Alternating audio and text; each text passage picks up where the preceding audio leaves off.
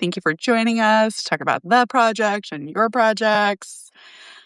We first met a couple of years ago when you were a guest contributor to the newsletter and you wrote about community.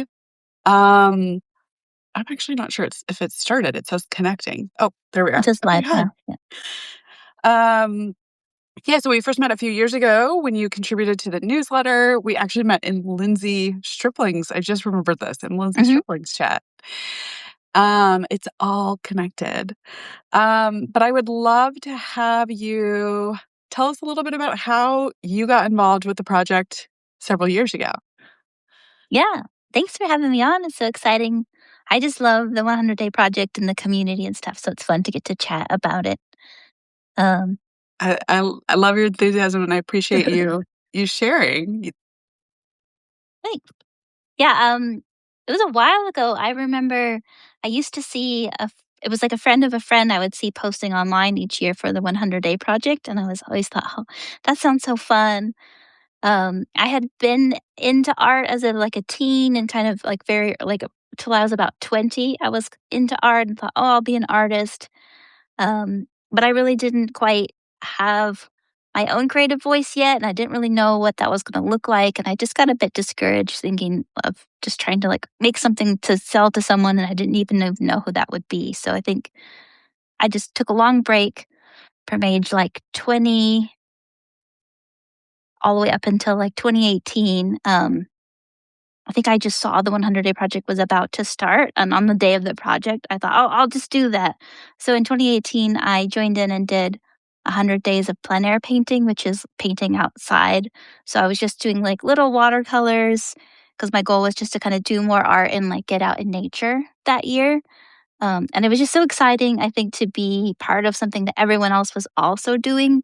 And I was posting them on Instagram. I was kind of new to Instagram then too. And I was having fun taking photos of my paintings with little or like where I painted it and stuff. So that's kind of how I got started.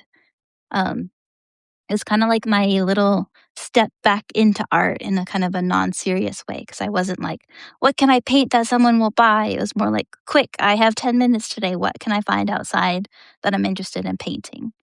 I So, love that you connected it to something else that you also wanted to do, which was spending yeah. time outside. I think that's really smart and makes the project more accessible and less of like a to do if you're really like looking forward to that break that you get to take outside. Yeah, and I did their projects for 4 years, and I did find that, like, you're looking forward to it maybe for the first 2 weeks or a month, and then definitely the middle, you're like, "Why did I do this?" Like, it's too hard. So it was definitely a mix of me being like, "I'm so excited I'm doing this, I could go outside and paint," and other like, "Oh, quick, go outside and paint something," or, like I think that's maybe even how I first got into my first I don't know if I'm remembering this right. I might have done some of my first night paintings from forgetting to do the project until nighttime and being like, "Oh, shoot, I'll go outside and paint something that's nighttime." And then even several years later in 2021, I did a 100-day project that was all night scenes, not painted outside, not plein air, but I kinda discovered I was very interested in painting night, and then did a whole project exploring that. I mean, I could share about what I did each year, but that's kinda So how I got involved. was it kind of a happy accident that you're like, "Oh, this is really interesting to me. I forgot to do it. Now I have to do it." And ugh, it's cold and dark out, but I'm trying to remember. 2018 was a while ago. I don't remember. I have a feeling at least one of them, because I did quite a few night scenes in the end, but I think at least one of them was, yeah, like, "Oh, it's 7 PM and I haven't done a painting yet, so I'm gonna do yeah. one." Yeah. Yeah, tell us about your other projects. I did okay, so 2018, I did plein air. I did the whole I'm a real finisher, so even when I didn't enjoy it, I just went through. So, like and you don't fail. Like, if you only do 3 days of a 100-day project, like, that's not failing. Like, starting something new and Yeah. exciting is always a win. So, I don't wanna, like, be like, "Here I am, I did all the 100 days every year." But I did for 4 years. In 2018, I did plein air. In 2019, I had just gotten an iPad, so I was very wanted to do digital drawing. So I did limited color palettes, so I'd choose at the beginning of the week, the colors I was gonna use, and then I would draw all week on my iPad with just those colors. And then I kind of my hack for that project was that when I started to get bored and run out of time is I would reuse those old drawings, but I'd do them in the new colors for that week so I could quickly make my piece. And then it was kinda cool because I saw some of the same drawings, like 6 or 7 times in, like, totally different colors and started to see how that felt.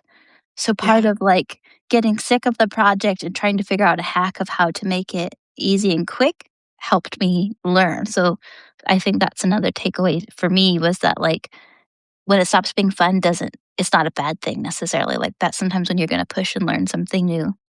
Yeah, yeah, there's a lot of opportunity there and that you can't necessarily plan for. I mean, I suppose you can Mhm. plan to do the same drawing in a different palette, but, um, that kind of organic pull that you experience when you're doing it feels different than planning for it, I think, right? Yeah, I Yeah. think so. Yeah, I think for me, a lot of my art practice, some of the best stuff comes from solving a problem you accidentally made for yourself, and so I think things not Totally. going to plan is sometimes not fun, but it's a good Yeah. thing. Yeah, absolutely.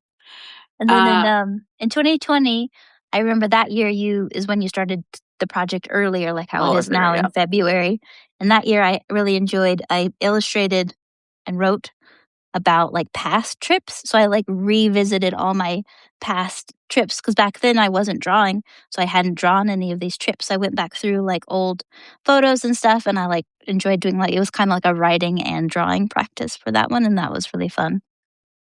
And then I'd say, like, 2018, 2019, those years I did the 100-day project, but then after that, I just didn't do any art for the rest of the year. Like, that was the art, and then it was just the rest of the year went by.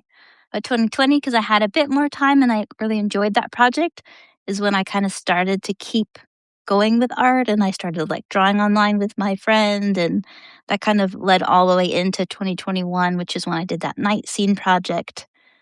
Then that led into, like, my creative practice, like, really finally sticking. So I had a lot of stops and starts, and I think most people with creative projects have a lot of like, you might do art and then not do it for years, or you do art and then you have kids and you have 10 years where it just doesn't fit it, and, like, just because that's happened doesn't mean you can't start your project again or find your way back, and so that's 2021 is really when I kind of found my way back. I did that night scenes project and it kinda led into, like, some other things, more projects, and then 2022 started doing gallery shows leading all the way till, like, last year. I'm now full-time as an artist, which was my dream as a kid, which I had given up on, so That's amazing. Yeah, it's funny to me that, you described that last project as the one that really clicked because you did finish the other ones, and I'm like you, I'm Mhm. also a finisher, so, like, Mhm. it's hard for me to not do it if I've made the commitment, Mhm. but even, like, a project that maybe, like, externally feels successful, like, you enjoyed it, you did it every day, like, there's still sometimes more there, and Mhm. you just don't know until you do it, right? Yeah. Yeah. Yeah, I agree. We also talked about because I interviewed you recently for the book that I'm working on, or maybe Mhm. not that recently. I have no sense of time right now. Sometime I think it was recently. Yeah, we'll go with recently. And we talked a lot about the messy middle, and one of the things that you said that really stuck with me was sort of like the more that you work through that part, the more of that kind of muscle that you build, like, it Mhm. feels less personal the next time it happens because you know that it just happens, and you know that if you stick through it, there will be something valuable in the through and also on the other side. Yeah, I think it's really hard when you first come back to a creative project, like, if you haven't been painting for a while or you haven't been writing for a while, or and I imagine for the other disciplines is, like, there's the excitement of starting something, and then, like, when you kinda see, like, what it is and maybe it's not what you thought or you haven't gotten to where you thought yet, that middle part, I think for most people is the hardest part. Maybe not for everybody, but, like so I think the nice thing about the 100-day project is you're going through that every day. So you're having to go through that, like, Yeah. like, maybe not everyone's finishing something every day, but you're going through that every day. But you go through it in a bigger way, like through the middle of the project where you start. And it's so fun and exciting, and then the shininess wears off, and then you're kinda sick of it, and, like, there's that harder part in the middle. And I go through that, not just with paintings, but, like, getting ready for a show where I'm working on a lot of pieces at once, where you start and it's hard or you get like so yeah, like we were kinda saying, like, the more you do that, the more pieces you make or the more projects you do, you realize that part's coming, so it's not as scary. And Yeah. when you start thinking like, "Oh, never mind, I should just give up," or "I shouldn't be an artist," or "I shouldn't make art," or like, you'll just know those feelings and thoughts are maybe coming and maybe don't take them so seriously. Yeah. At least that's how it's been for me. Yeah. Have you found that?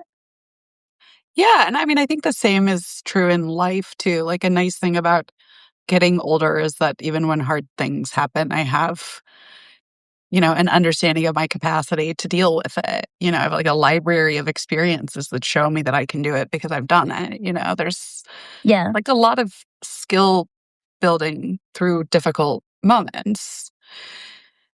Yeah, yeah. So, also doing the project can be fun. It doesn't have Yeah, to be. not making it sound really hard. A lot of it is very fun. A lot of it is fun. Yeah, yeah, We should have had this talk in the middle where yeah. Um, yeah, I mean, like, I think that's also why, like, editing or revising, particularly in writing, is really important because sometimes you just need some space to see something differently and, like, the way that you worked through the same painting in multiple palettes, like, I'm sure that you saw those things differently and experienced them differently. Mhm, Um, and a lot of the reward is in that stickiness for sure. mhm. And you Yeah. come up with creative like, a lot of the years I had little, like, creative hacks for, like, getting it done every day, where it'd be, like, one day of the week I had a lot of time, so I would start all the pieces for the week, and I'd leave something undone on them, so each day I could finish something, but often it wasn't that I started and finished it in You the same completed day. it on that day. Yeah. Yeah, because like, you can make your own rules, like I know You you've can. talked about. Yeah. That's a great rule, like, leave yourself something to come back to. A lot of writers do that. They'll, like, leave an incomplete sentence and then come back to it the next day. I think Hemingway was famous for that. Yeah, But yeah, like, leave yourself a trail to come back to. Yeah. yeah. I think the So most successful projects I've had is ones where I kind of had it where it could be done in less than 5 minutes, but mhm. also on the days where I had more time, I could have a half hour or an hour, so it felt like just yeah, a lot more possibilities. Yeah, I really do recommend having a range of things that you consider counting for your project. So what does an average day look like? What does, like, a big day with a lot of time look like? And what does, like, a really small day where you don't have time or you're traveling? Like, what is the littlest piece that counts? Yeah, Yeah. yeah. Someone just asked if there's a product list we need to buy for the 100 days. You don't have to buy anything to do the 100 days. I'm happy to share. Mm, You can work with something that you have at home. Also, everyone chooses their own projects. And so, Melissa paints, you might not paint, you might write, you might do something else.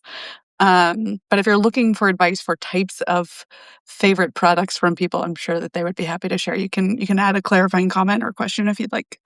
Um, let's also talk a little bit about the documenting and sharing part. You kind of touched on this at the beginning, but I also remember that from our conversation for the book. And I often hear from people that the sharing is, like, both the best and worst part. mm, And you really liked it from what I remember. You found, like, a mhm. lot of.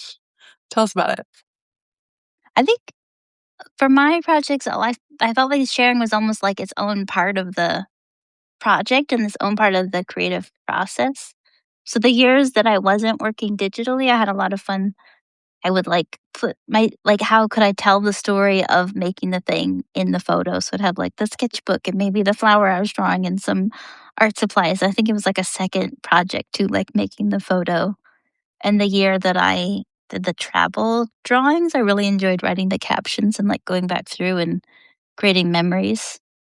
Um, so I think with documenting, a lot of it is, like, how can it be fun for you? Yeah, And if what's fun for you is making it as simple as possible, like not taking a photo with stuff styled around it and not writing a long caption and literally just like posting it and running away, that's fine too. Like I it's think also fun, yeah. yeah, like how but I think often asking yourself like for any part of the project, like documentary thing, like how can I make it more fun? I absolutely agree, and I think the more that you enjoy it, whether that's doing your project or documenting it or sharing it, the more that you enjoy it, the more likely you are to wanna come back to it and do it again Yeah. t tomorrow. And I think the sharing part can be 'Cause when I was first doing it, like, I wasn't really sharing art online at all. Mhm. So there's, like, parts of it that were maybe it's, like, kind of scary or, like, because when you're doing it for 100 days, you definitely gonna well, maybe you will. I made some pieces I didn't love during that time, but I still shared them, so that can feel vulnerable. Or you can also do what I did, is just take the picture from farther away with more things around. But It's it's all nice about because perspective. I think it helps also to if you have a friend who's doing it or find some other people who are doing it, because it's just fun to watch other people's projects develop, and you know that they're also watching yours, so it's like sharing not just to be like, "Look how good this is," but just like, "Look, I showed up and did it today." Yeah. Yeah, I totally agree. There's a lot of different ways that you can connect with people who are also doing the project. Hashtags, unfortunately, do not work the way that they used to, but we share a lot of posts every day on our Instagram stories, so tag us in your post. You can also find recent posts by looking at the tagged pictures of at Do the 100 Day Project. We have a Facebook group that's moderated by the wonderful Anne Marie and Donna, and there's a daily thread there. And then here on Substack, we have a daily chat for our paid subscribers. Unfortunately, you can't post comments. Sorry, you can't post images in comments on posts Yeah. yet, but maybe soon Substack. So there's a lot of places to share. And I would just think about where is it that you like to Mhm. hang out online or in person. Some people don't post publicly at all. They have like a group chat with friends.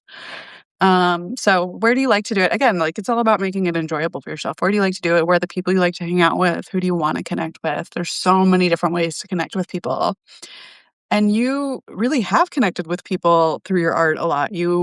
Again, when you were a guest contributor to the newsletter, your theme for the week was about community. We actually met in somebody else's community, even though we were both connected to this community.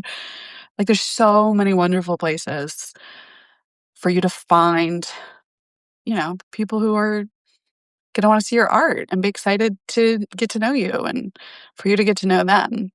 Um, what are your favorite places to connect with people? Like so many places these days, I think I started with a lot more online, and now I do a lot more offline, but I think all of those ways are I think I often suggest for people the very first way is sometimes you can build connections that are already there. Like I was kind of saying after my 2021 project, I started drawing online with a friend. And she and I had been friends already for 25 years, but always long distance friends because we'd met at Girl Scout camp. And we'd see each other like once in a while and talk on the phone like a couple times a year. But then when we started drawing together online, then now we talk to each other almost every day and it really grew that friendship. So I think like the first step is like sometimes you might have another friend who's interested in the same kind of project you might want to do. And you can even deepen those friendships you already have and build on the community that's already in your life, which I think is a nice place to start. That's so sweet. I love that it brought you closer to someone you're already friends with. Yeah. And Yeah. I think I've got when I the years when Instagram was more active, I made friends on there through the 100 Day Mhm. Project and ones that even met up with like afterwards and things like that. So I think that's still possible now, especially if you're in like chats and things like that, like online ones. Yeah. Online classes often have such a great that's where Great we way. met. We weren't even in Mhm. the same class. We were just in the same group chat for that class and Yeah. connected there. We took, like, different seasons of the same class, but we were still Yeah. in the same chat. Yeah. Yeah. Yeah. And then in real life, that can sometimes be scarier. But I think joining in what's going on in your community, there's often drawing meetups, urban sketchers. There's so many different writing groups and things like that. And then I have a group here where we ended up meeting because I met someone at a coffee shop who said, "Oh, I've always wanted to have a group of people that got together and like drew and wrote um, like once a week at a coffee shop." And I said, "That sounds fun." And so we started meeting up. And 3 years later, we still do that. So I think Like, there's every so many week? different, yeah. Wow. And I have a group of like 8 or 9 friends that often show up too. So I think the key is like looking for what's already there and seeing if you can join into what's there. And then if there's not something there that you want to join in, like what can you create? And it's the same as the project. A lot of it is just showing up. Like even if you make plans with a friend and you're like, oh, I don't know, like a lot of times just show up. Like you'll be glad that you did it, or you sign up for a class, like show up. I think that's the key for community and creativity is like you kind of got to show up for yourself even when it's hard. I think that is all excellent advice. Erica asked what class it was. So Lindsay Stripling, she is also here in San Francisco, where I am. And she has a newsletter here on Substack, A good one. and it is excellent. She's a wonderful writer and artist. But she teaches a few online classes. I took one with her called Yellow Brick Road. Is Mhm. that the same class you took? I've taken like all of her You're classes. taking Yeah, all they're her great. classes. Yeah. She's wonderful. I highly recommend. Yeah, Lindsay Stripling, Stripling. Yeah, Yeah, Her Substack's great, and I don't think she's doing Yellow Brick Road right now, but she has a lot of other. She's got some great pre-recorded classes and then some other live classes that you can join on her great. website. We just got a shout out from Yellow Brick Road. Hi, Christine, also a San Francisco artist. Nice to see you on here. I love it. It really is such a small world. And if you put yourself out there, even like a little bit, and follow like that glimmer that feels like, oh, there's something here, and then do it Hmm. again and do it again, it really can turn into something, bigger and more meaningful or more consistent, like your weekly group, right? Yeah, Yeah. yeah, and I think with creativity and with the 100, like anything is like even if you lose a day or you lose a month, like it doesn't mean you have to give up the project. Like you can start back into it. I think that is actually a really wonderful skill to build, like the ability to be imperfect and to come back and try again anyways. Yeah, One of my most like profound experiences doing the project was the one time I let myself not finish the project because it's so counter to who I am. And yeah, there was something that was really powerful about saying, you know what, this is not the project for me. That's okay. I'll do a different project next year. Or, I could have picked up a different project at that time. Yeah. yeah. I think that's good. Yeah. Sometimes I have since I did the 4 completed projects, I have started and stopped a few 100-day projects just, like, a couple days in because it just wasn't the right fit at that Yeah. time. So 'cause right now I am already doing art every day and sometimes fitting another project in didn't fit, but Yeah. it was a really powerful way for me to, like, build that habit back up and find my way to, like, the type of art I wanted to make. Yeah. We'll move on to questions in a couple of minutes. So if you have questions, you can start to share them in the chat. Melissa, are you thinking of doing a project this year, or are you already sort of doing a project because you paint every day? I'm always anytime the 100-day project comes, I always wanna do it. Like, I have a friend where I'm always like, "It's come don't let me start one, like, I this isn't the year." But I always wanna do one. I don't think I'm gonna do one this year, but I always have, like, 6 ideas on the back burner, like, just in case the day comes and I'm like, "I'm gonna start." I can't stop myself. Yeah. Yeah. Okay. Are you doing it this Um, year? yeah, I think I'm just gonna keep it really simple, like 5-minute paintings. Nice. Because I'm also working on the potential book, which is like quite a project itself. So yeah, I find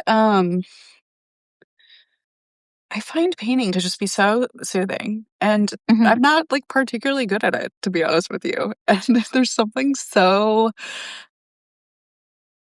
wonderful about that. Like, it's not necessarily even my goal to be good at it. It's mhm. just something that like feels good to do. And that is good enough? Yeah. Yeah, that's perfect. That's the perfect kind of 100-day project, I think. Yeah. Yeah. So keep it simple. Cynthia says I have to clean up my art space first. No, Yeah. you don't. You never have to clean. That's my rule. If you have to clean every time if I had to clean every time I started something, I'd never get started. Yeah. I think, but you have like a studio space, right? Yeah, but only recently. For a long Okay. time, I just had a Okay. desk. Yeah. My desk is in my living room, which is also my work office, which is also my dining room, which is also, Mhm. but I do have to like kind of constantly iterate on like how I organize and place my supplies around me because I do need them in close proximity. Yeah. Like the closet's just right over there. But if I have to go like pull out it's just like a whole. Yeah, I like to have Remove it the up. barriers to entry for sure. I agree. My mom my mom likes to tell a story about when I was a kid, we had, like, a craft table, and it would get really messy, but instead of cleaning it up, we had these, like, extra, like, boards, and I would just put one on top and then just start a new layer. So, you can also do that. You can also do that. Yeah. Yeah. I love that. Um, is that your studio space behind you? Can we get a peek? Mhm. Yeah, so there's some Very good. paintings, there's one on the easel there, and then the less cute side of the studio is over here, where there's lots and lots of boxes with the ladders and the paintings ready to be packed in a litter box. But yeah. What a cool space. Yeah, I feel really lucky after a lot of years to have, like, the whole space to myself. Yeah, I bet. How special. Let me see if we have any questions. Oops, from folks. I'm also wondering if you have any other tips about just getting started. So I love that you're like, don't clean your supplies, just leave them out. Yeah, I feel like make it as easy as possible for yourself. Like, well, Yeah. obviously, if you like cleaning up, you can clean up. But if you feel like you need to, you don't need special supplies. You don't need to clean up. You don't need to do it right. You don't need to do it perfect. Like, try to find something that sounds exciting. And Yeah. that excitement's gonna like help carry you through. Yeah. Absolutely. And I do think it's great when people work with the things that they already have. Like, it's nice to have supplies that you enjoy using, right? Like, Yeah. I have tried things that were just not for me, and I end up, giving them away, which is also, like, a nice thing to be able to do. But, some people, work through as a constraint, it can be fun to work through with things that you already have Mhm. or to edit work that you've already done, right? Like, you can make it accessible for sure. As lovely as it is to have your own studio space, it's not the Yeah. reality for, a lot of us, who are not professional artists like you are, and even some who are, I think. Yeah, lots of people do their whole career without getting to have a whole space. And that Yeah, can be part of the thing, like how my first year was about going and painting outside. That can be part of it too. yeah, yeah. We have a question from Cynthia who says, I'm not a working artist, but I am passionate about making art every day. Any advice for non-professionals like me? Thank you so much. I mean, being passionate, I think, is the main thing, and just having fun and keep it going. And it's okay to take a break and not do it every day. Just because you start a 100-day project doesn't mean it has to turn into like a 3-year painting every day. But I think my advice is always like just find what you love, like paint what you love, see what colors you love, find what you're interested in, and keep going with that. And don't worry too much about other people, what they think, how it looks, even. That's Yeah, what's worked for me. yeah. And, you don't have to do something big. You don't have to complete it every day. You Mhm. might think about a small container that works for you in terms of like time or output. Um, yeah, I think Yep. it helps for it to feel. The funny thing is that like most people choose a project and then it evolves in the course of doing it, which is like Yeah. any pursuit, right? Um, and having something you feel is clear enough to show up for or meaningful enough to show up for, Mm. is part of what helps you actually show up, I think, which is why it's a really good container, right? Because make something every day is like really nebulous. But if I'm working on this thing for this period of time and, maybe it's 100 days and maybe it's 80, maybe it's 12, like all of these things are okay. Khadijah asks, are the majority of participants visual artists? Khadijah, there's a whole range of people who participate. There are a lot of visual artists. I think this started on Instagram, which is such a visual medium. But I know a lot of people who write, who do fiber arts, who make jewelry, who take photographs, who um, do kind of more performance type things too. It really can be anything at all. So, what is a creative thing that you would enjoy doing for this period of time? Whatever it is, you can do it. Or you can do a different thing every 10 days, and that's your 100-day project. You can write and then paint and then dance and then sing and then Yeah. Yeah. Some people do that. Some people do these kind of like sprints where they're like, the first period of time, I'm going to work on this. And then the next 20 days, I'm doing this. And but big picture, you get to decide what your project is and what counts for your project. Good question. I like it too. I'm glad you like it too, Tisha. You missed early in the comments too, Carolyn Yu said hi to us, who's another Yellow Brick Road friend. Yeah. Hi, Hi, Carolyn. Carolyn. Spoiler alert, we have a newsletter with Carolyn coming out this week. So Oh, that's exciting. Her newsletters are the best. her newsletters are great, and I'm excited to share. Yeah, so many good things came out of Lindsay's class, and you'll find the same thing here if you want to connect with people. Yeah. Do we have any other questions for Melissa today? While people might be typing their questions, Melissa, Mhm. you want to tell us a little bit about your retreat that you were just on? Oh, yeah, I was on an artist residency the last 5 days at a summer camp in Wisconsin in the middle of winter with Wow. with 3 other artists. Was sent by The Jaunt, which is a company. It's like a curations guy who curates trips for artists. You go on the trip and then you make a print based on the trip. So Ooh. it was kind of fun. So that's what I'm working on now. I need to make the print now that I'm come back from the trip. Oh, yeah. Well, I'm excited to see what the print is. Me too. I don't know Yeah. what it is yet. I really don't. It's a mystery to all of us. Yep.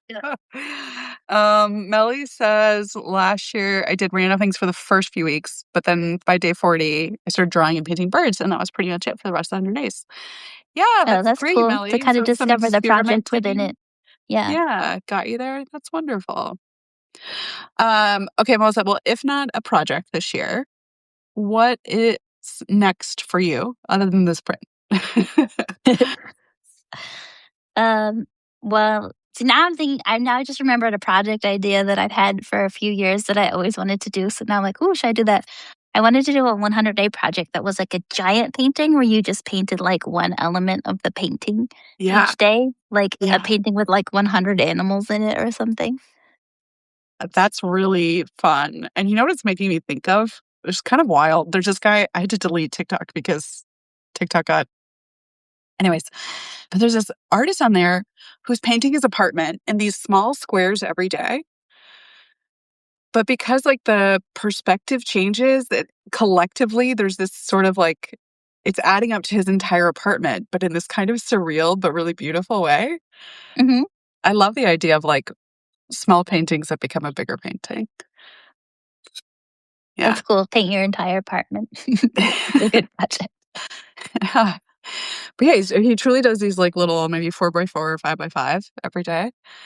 And I'll have to find it and send it to you because it's really very interesting. Yeah, Yeah. I'd love to see. Yeah.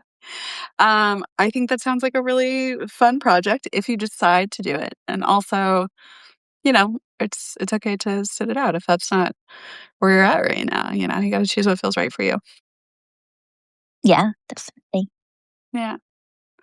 Well, thank you so much for being here today and for sharing about your projects and all of the other wonderful things.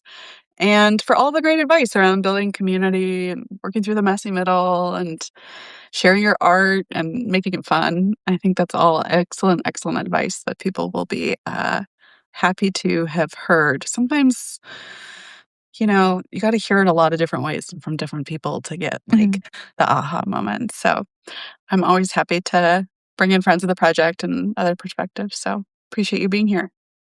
Thanks for having me, and good luck, everybody. I hope everyone starts a 100-day project because it's a lot of fun to see It what is you a can lot of do fun. in 100 days. Yeah, I concur. All right. Thank you so much. Good to see Thanks. you. Thank you. Bye. Bye.